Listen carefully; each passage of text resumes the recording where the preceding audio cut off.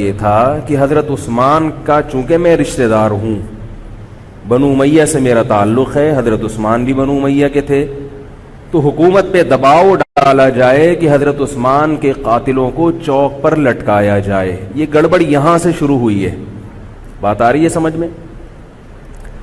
حکومت سے مطالبہ ہے کہ حضرت عثمان کے قاتلوں کو چوک پر لٹکایا جائے۔ یہ مطلب نہیں تھا حضرت معاویہ کا کہ حکومت کا اہل میں ہوں، مجھے خلافت دی جائے، میں علی کو نہیں مانتا یا میں علی کو معاذ اللہ برا سمجھتا ہوں، ایسا نہیں تھا۔ آج کل بعض لوگ یہ کہتے ہیں کہ حضرت معاویہ کے حکم سے حضرت علی کو گالیاں دی جاتی تھیں، یہ غلط ہے۔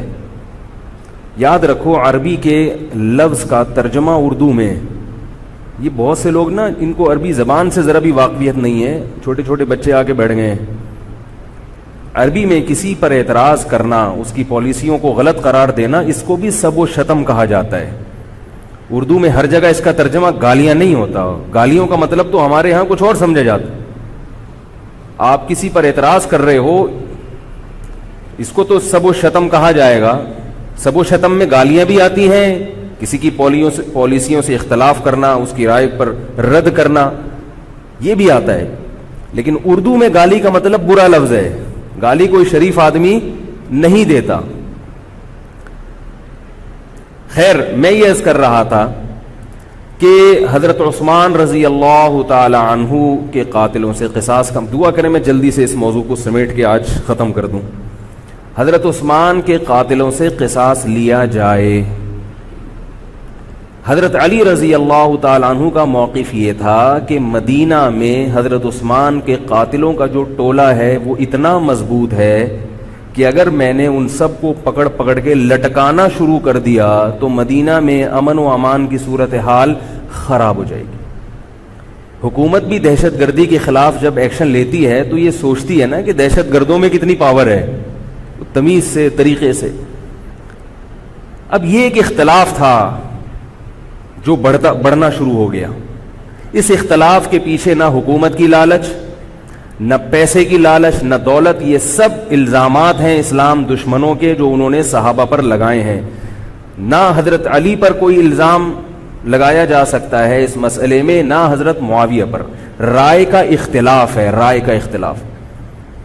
ابتدا میں حضرت معاویہ کے ساتھ بہت سارے صحابہ تھے، میں یہ تو نہیں کہہ رہا زیادہ، بہت سارے صحابہ، جن میں حضرت عائشہ رضی اللہ تعالی عنہا بھی تھی۔ بعد میں حضرت عائشہ رضی اللہ تعالی عنہا کا موقف تبدیل ہو گیا جب انہوں نے دیکھا کہ اس سے مسئلہ حل ہونے کے بجائے اور بگڑ رہا ہے۔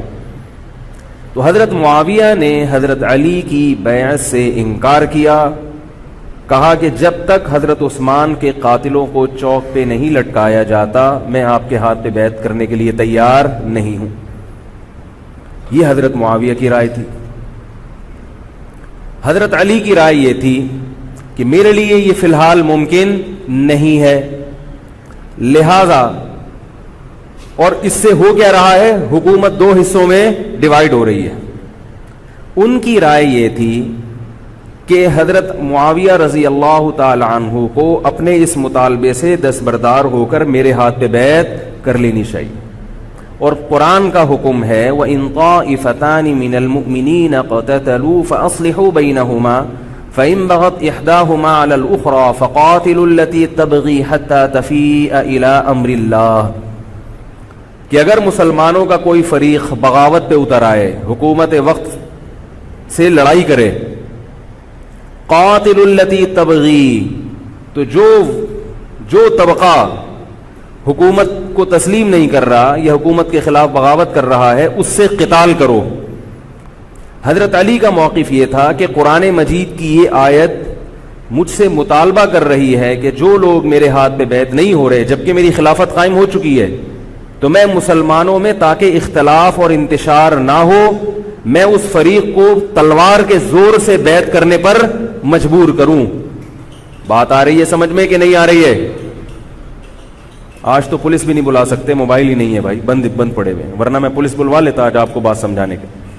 لیکن میں کہتا ہوں کہ میں پولیس اگر بلواتا، اگر پولیس ہی کو سمجھ میں نہیں آئی، یہ بھی تو بڑا مسئلہ ہے۔ خیر، تو حضرت علی کا موقف یہ تھا، حضرت معاویہ کا موقف یہ تھا کہ حکومت کے خلاف بغاوت غلط ہے نا، جس کو حکومت مان لیا ہو، جب تک میں نے خلیفہ مانا ہی نہیں ہے تو میرا یہ عمل بغاوت نہیں کہلائے گا. یہ اختلاف رائے ہے، اور یہ اختلاف صحابہ میں بھی ہوا ہے، تابعین میں بھی ہوا ہے، ائمہ مجتہدین میں بھی ہوا ہے، اور آج تک ہوتا آ رہا ہے. اس قسم کے اختلافات مکمل ختم نہیں ہو سکتے. یہ صحابہ میں بھی ہوا ہے. قرآن و حدیث کو سمجھنے کا اختلاف کہا جاتا ہے اس کو. اور اس اختلاف کے بارے میں نبی صلی اللہ علیہ وسلم کی صحیح حدیث ہے، اذا اجتہد المجتہد فإن اصاب فلہ اجران وإن اخطأ فلہ اجر واحد. جب کوئی مجتہد اجتہاد کرتا ہے، کیا مطلب قرآن و حدیث کو سمجھنے کی کوشش کرتا ہے، اگر وہ صحیح نتیجے پر پہنچ جائے تو اس کو 2 اجر ملتے ہیں، اگر غلط نتیجے پر پہنچے تو بھی 1 اجر ملتا ہے اس کو، اس لیے کہ اس کے بس میں جو تھا وہ اس نے کر لیا. اب پیغمبر تو موجود نہیں ہے جو آ کے بتائیں گے کہ یہ صحیح کر رہا ہے، یہ غلط کر رہا ہے. میں نے اپنے ایک استاد سے ایک مرتبہ پوچھا کہ حضرت یہ علماء میں جب اختلاف ہوتا ہے کسی مسئلے میں تو عوام بڑی پریشان ہوتی ہے، کیا کریں ہم؟ انہوں نے فرمایا کہ عوام کو یہ بتاؤ کہ ہم پیغمبر نہیں ہیں اور ہم پیغمبر سے براہ راست مسئلہ پوچھ نہیں سکتے. ہمارے پاس جو قرآن و سنت ہے اور جو فقہائے کرام نے اس قرآن و سنت کی تشریح کی ہے، جو فقہ کی کتابیں ہیں، ہم اس میں دیکھتے ہیں. اب اس میں 2 علماء کی رائے میں اگر اختلاف ہو جائے تو اس اختلاف کو ختم کرنے کا ہمارے پاس کوئی راستہ نہیں ہے. نبی ہوتے تو ہم پوچھ لیتے. جب راستہ نہیں ہے تو بھائی اللہ کے نبی نے فرما دیا کہ جو تمہارے بس میں ہے وہ کر لو. اگر درست بات تک پہنچ گئے ڈبل اجر، نہیں پہنچے تو بھی اجر. اس میں ہمیں بتا دیا کہ اسلام پر عمل کے لیے اتنا کافی ہے کہ جو تمہاری استطاعت میں ہے وہ کر لو. نہیں آئی بات سمجھ میں؟ اب یہ اختلاف چھوٹے مسائل میں بھی ہو سکتا ہے اور بڑے مسائل میں بھی ہو سکتا ہے. تیسری بھی ایک جماعت تھی. یہ 2 اختلاف تو پتہ چل گئے نا، حضرت علی کا موقف، حضرت معاویہ کا موقف. ایک تیسری جماعت تھی جو یہ کہتی تھی کہ نہ ہم حضرت علی کا ساتھ دیں گے نہ حضرت معاویہ کا، کیونکہ دونوں مسلمان ہیں، دونوں لڑ رہے ہیں، مسلمانوں کو ہم لڑتا ہوا نہیں دیکھ سکتے. ان کا موقف تھا حضرت علی رضی اللہ تعالیٰ عنہ ایک صحابی کے پاس گئے اور ان سے کہا کہ آپ میری جماعت میں شامل ہوں اور اہل شام کے خلاف میرے ساتھ مل کے لڑیں. وہ صحابی گئے کہ لکڑی کی تلوار اٹھا کے لائے. انہوں نے کہا کہ میں نے رسول اللہ صلی اللہ علیہ وسلم سے سنا ہے کہ فتنے کا دور ہوگا، مسلمان آپس میں لڑیں گے، تو تم اس وقت اپنی تلوار کو لکڑی کی بنا لینا. لکڑی کی تلوار کا مطلب جو کسی سے لڑنے کے کام نہ آئے. میں تو نہیں لڑ سکتا. اب حضرت علی نے یہ نہیں کہ اس پہ تلوار رکھ دیا کہ نہیں تو جائے گا، یا تو دائرہ اسلام سے خارج ہے، یا تو باغی ہے، ٹھیک ہے نہیں آ رہی سمجھ میں چھوڑ دو. آج جو فتنے کھڑے ہو رہے ہیں نا، وہ اس پہ نہیں ہو رہے کہ صحیح کیا ہے غلط کیا ہے. فتنہ اس پر ہو رہا ہے کہ جو مجھے سمجھ میں آ رہا ہے وہ میں تھوپ کے اس کو مسلط کر دوں. مجھے اگر رفع الیدین سمجھ میں آ رہا ہے تو پوری دنیا رفع الیدین کیوں نہیں کر رہی، اور اگر مجھے ترک رفع الیدین سمجھ میں آ رہا ہے تو یہ چند لوگ رفع الیدین کیوں کر رہے ہیں.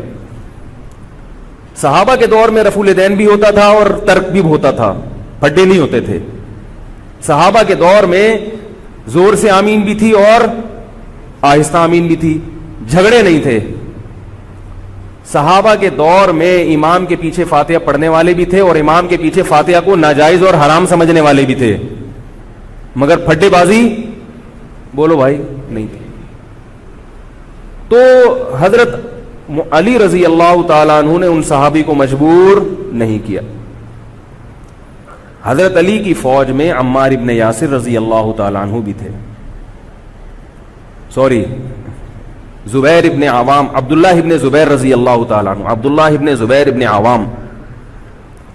حدیث میں آتا ہے کہ جب جنگ صفین میں، جنگ جمل میں دونوں فوجیں آمنے سامنے کھڑی ہوئی ہیں، زبیر ابن عوام رضی اللہ تعالیٰ عنہ نے تقریر کی، اہل شام سے خطاب کر کے کہا کہ اے اہل شام، ہم جانتے ہیں کہ تمہارے ساتھ محمد صلی اللہ علیہ وسلم کی زوجہ ہیں حضرت عائشہ، جو ہمارے موقف سے متفق، یہ صحیح بخاری کی روایت ہے، جو ہمارے موقف سے متفق نہیں ہیں، لیکن ہے نبی کی بیوی اور ساتھ کس کا دے رہی ہیں؟ تمہارا. اب اعتدال دیکھیں صحابہ کی رائے میں. فرمایا اللہ کی قسم ہم یہ جانتے ہیں کہ جیسے وہ دنیا میں نبی کی زوجہ تھی جنت میں بھی نبی کی زوجہ ہوں گی، اگرچہ وہ اس معاملے میں ہمارے خلاف ہیں مگر اس کی وجہ سے ہم ان کے جنتی ہونے کا انکار نہیں کر سکتے۔ کیا مطلب؟ ان کی سمجھ میں جو آ رہا ہے وہ اس کے حساب سے کر رہی ہیں، لیکن ہماری سمجھ میں ان کی بات نہیں آ رہی۔ کیوں؟ اس لیے فرمایا کہ ہم یہ دیکھ رہے ہیں کہ اللہ ہمیں نبی کی زوجہ عائشہ رضی اللہ تعالی عنہا کے ذریعے آزما رہا ہے کہ تم نبی کی زوجہ کو دیکھتے ہو یا قرآن کے حکم کو دیکھتے ہو۔ قرآن کہہ رہا ہے کہ خلیفہ کے خلاف بغاوت نہیں ہو سکتی، کائنم من کان، بغاوت کرنے والا کوئی بھی کیوں نہ ہو۔ تو نہ چاہتے ہوئے بھی ہم تمہارے خلاف آ کے کھڑے ہوئے ہیں۔ خدا کی قسم اس آزمائش میں ہمیں کس نے ڈالا ہے؟ اللہ نے ڈالا ہے۔ وہ لوگ جو حضرت عائشہ رضی اللہ تعالی عنہا پر تہمتیں لگاتے ہیں، جو حضرت معاویہ کو برا بھلا کہتے ہیں، وہ لوگ حضرت علی اور ان کے ساتھیوں سے سبق کیوں نہیں سیکھ لیتے؟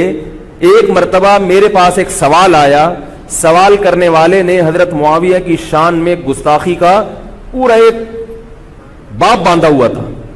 اس نے کہا کہ جس نے نبی کے داماد کے خلاف تلوار اٹھائی وہ اسلام میں معاذ اللہ کیسے ہو سکتا ہے، اور ایسے برے برے القاب کہ میں زبان پہ بھی نہیں لا سکتا۔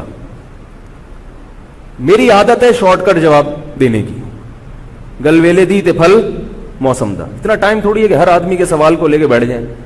میں نے کہا آپ کے جواب میں اتنا کافی ہے کہ یہ وہ الزامات ہیں کہ جس کے خلاف تلوار اٹھائی اس نے بھی یہ الزامات نہیں لگائے، مدعی سست اور گواہ چست۔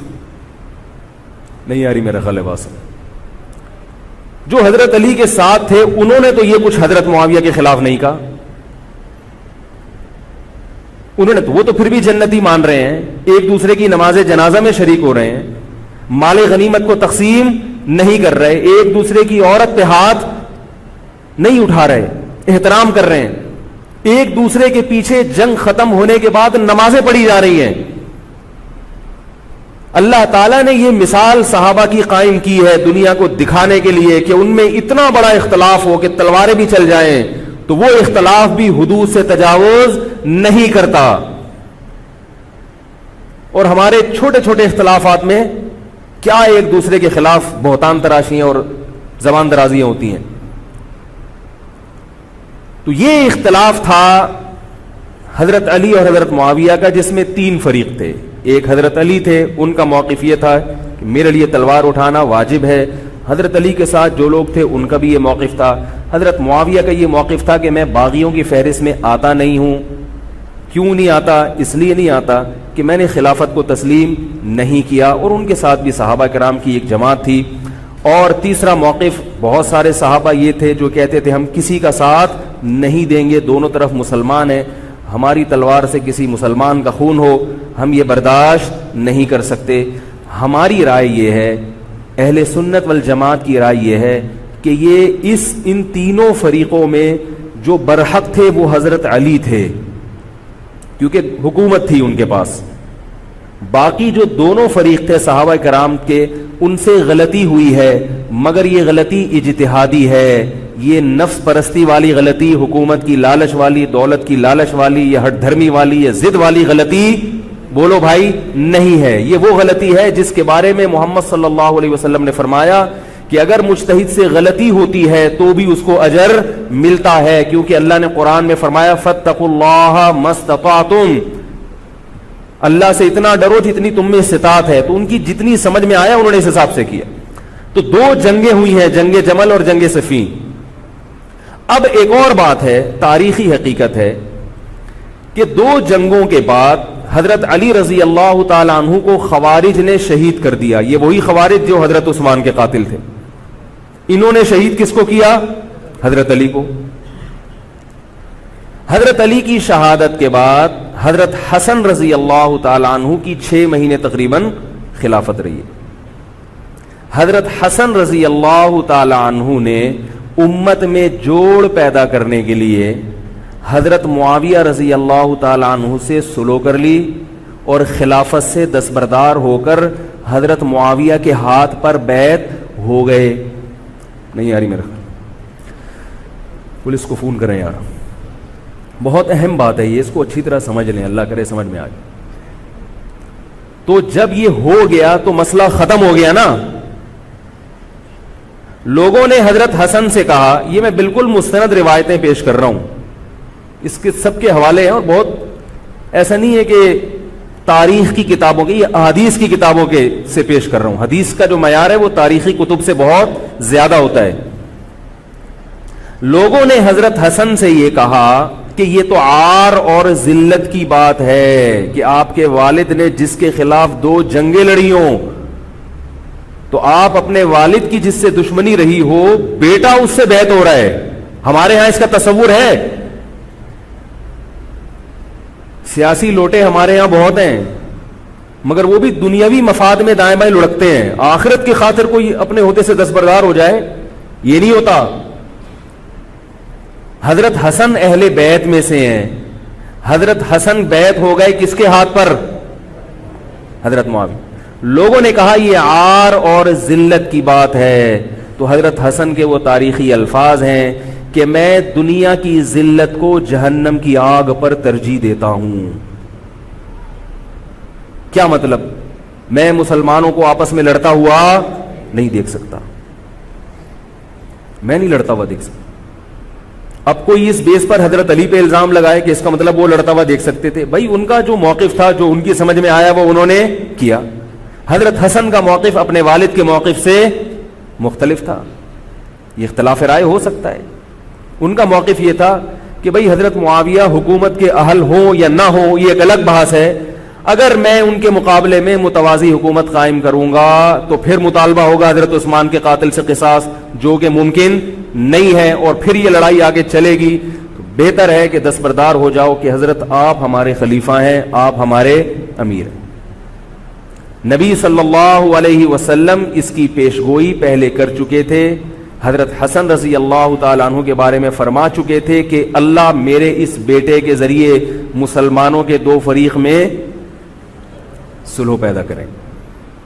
تو جو اہل بیت سے محبت کرنے والے لوگ ہیں ان کو بھی چاہیے کہ کوئی ایسا کام نہ کریں جس سے مسلمانوں میں دوبارہ سے اختلاف اور انتشار پیدا ہو جائے. جوڑ کی اہمیت شریعت میں زیادہ ہے. اب جب حضرت معاویہ کی خلافت قائم ہوئی ہے, حضرت معاویہ نے حضرت حسن رضی اللہ تعالی عنہ کے اکرام میں کوئی کسر نہیں چھوڑی. اس پر متواتر روایات ہیں کہ حضرت معاویہ جتنا حضرت حسن کا اکرام کیا کرتے تھے اتنا کسی کا اکرام نہیں کرتے تھے. بہت زیادہ آپ کو عزت دی حضرت معاویہ رضی اللہ تعالی عنہ نے. حضرت معاویہ کے بعد یزید کی خلافت قائم ہوئی ہے, حکومت قائم ہوئی ہے. حضرت معاویہ صحابی رسول تھے. بہت سارے صحابہ کو آپ کے طریقہ حکومت پر اعتراض تھا, کیونکہ بہرحال باقاعدہ سلیکشن نہیں ہوئی تھی. لیکن پھر بھی صحابہ کرام نے, جب حضرت حسن بیعت ہو گئے تو باقی کس کو اعتراض کا ہوگا بھائی. پھر حضرت معاویہ رضی اللہ تعالیٰ عنہ کے دور میں بہت جہاد ہوا ہے. اسلامی خلافت, ہمارا جو بر صغیر میں اسلام آیا ہے اس کا بہت بڑا حصہ حضرت معاویہ کے دور میں اسلام آیا. یہاں حضرت معاویہ کے بعد جب یزید خلیفہ بنا ہے مسلمانوں کا, تو بہت سارے صحابہ نے یزید کے ہاتھ پہ, بہت سارے تو نہیں, چند صحابہ نے یزید کے ہاتھ پر بیعت کرنے سے انکار کر دیا. وہ اتنے تھوڑے صحابہ ہیں جن کو انگلیوں پہ گنا جا سکتا ہے, جن میں حضرت حسین بھی تھے, حضرت حسن نہیں, حضرت حسن کے بھائی, بولو بھائی, حضرت حسین. جمہور صحابہ کا موقف یہ تھا کہ یزید کا طریقہ خلافت اگرچہ غلط ہے, طریقہ حکومت اگرچہ غلط ہے, مگر رسول اللہ صلی اللہ علیہ وسلم کی صحیح احادیث موجود ہیں. نبی صلی اللہ علیہ وسلم نے فرمایا, صحیح بخاری کی حدیث ہے, اسمعوا واطیعوا ولو سلط علیکم رجل حبشی کأن رأسہ ذبیبہ. آپ صلی اللہ علیہ وسلم نے فرمایا, سنو اور اطاعت کرو اگرچہ تم پر کوئی حبشی غلام مسلط کر دیا جائے جس کا سر کشمش کی طرح پچکا ہوا ہو. کیا مطلب؟ سلیکشن نہیں ہوئی بلکہ زبردستی مسلط ہو گیا کسی بھی طرح سے, اور جو مسلط ہوا وہ کسی بھی لحاظ سے حکومت کرنے کا اہل نہیں ہے, غلام ہے. غلام کبھی بھی حکومت کا اہل نہیں ہوتا, اور غلام بھی حبشی, کالا کلوٹا, گوروں سے جس کو ویسے ہی تبھی نفرت ہو, بھائی ہم سارے سفید ہیں, اور یہ ایک بلیک کہاں سے آ گیا دوسری قوم کا آدمی. انسان دوسری قوم کے آدمی کو قبول نہیں کرتا, قوم بھی دوسری, اور فرمایا شکل بھی اچھی نہیں ہے. بھائی حاکم کم از کم شکل کا اچھا ہو تو اطاعت کرتے ہوئے مزہ آتا ہے, شکل بھی اچھی نہ ہو تو آدمی کہتا ہے یار اس کی مانوں میں, عجیب سا ہے یہ فطرت ہے انسان کی. لوگ کوشش کرتے ہیں امام لائے تو شکل بھی اچھی ہو اس کی, یہ کوشش کرتے ہیں لوگ, امام میں پتہ نہیں کیا کیا دیکھ رہے ہوتے ہیں. تو کیا ہے, شکل بھی اچھی نہیں ہے اور عقل بھی نہیں ہے, سر پچکا ہوا ہے کس کی طرح, کشمش کی طرح. صحیح ہے بخاری کی حدیث. مطلب یہ کہ کسی بھی لحاظ سے نہ لک وائز اچھا لگ رہا ہے آپ کو, نہ اس کے اندر صلاحیتیں ہیں, مگر مسلط ہو گیا, کسی نے بھی مسلط کر دیا, تو آپ نے فرمایا اب اس کے خلاف بغاوت نہیں کرنی, اس کی اطاعت کرنی ہے. آپ کہیں گے یہ کیسا حکم ہے بھائی اسلام کا, ایک آدمی نا اہل ہے مگر اس کی مان کے چلو تو مروا دے گا. یہ اس لیے اسلام نے حکم دیا ہے کہ اس کے پاس پاور تھی تو مسلط ہوا ہے نا. کیا خیال ہے بھائی؟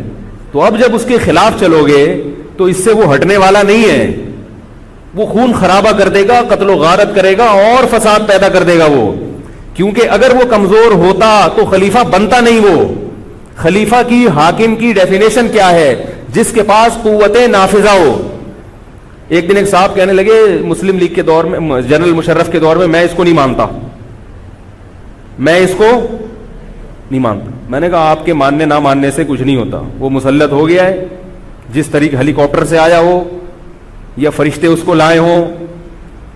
کیونکہ حاکم کی جو ڈیفینیشن ہے کہ جس کے پاس قوت نافذہ ہو. قوت نافذہ اردو کا گاڑا لفظ ہے. قوت نافذہ کہتے ہیں کہ جب وہ کچھ کہتا ہو تو کر کے دکھا سکتا ہو, چاہے فوج کے ذریعے, چاہے پولیس کے ذریعے, چاہے کسی بھی طریقے. ایک آدمی کو پوری قوم نے سلیکٹ کر لیا مگر اس کی سنتا کوئی نہیں ہے, وہ کچھ کہتا ہے تو اس کے منہ سے الفاظ نکل کے ہوا میں تحلیل ہو جاتے ہیں, چلتی کسی اور کی ہے, وہ جو کہتا ہے کر کے دکھا دیتا ہے. تو اصل حاکم کون ہے؟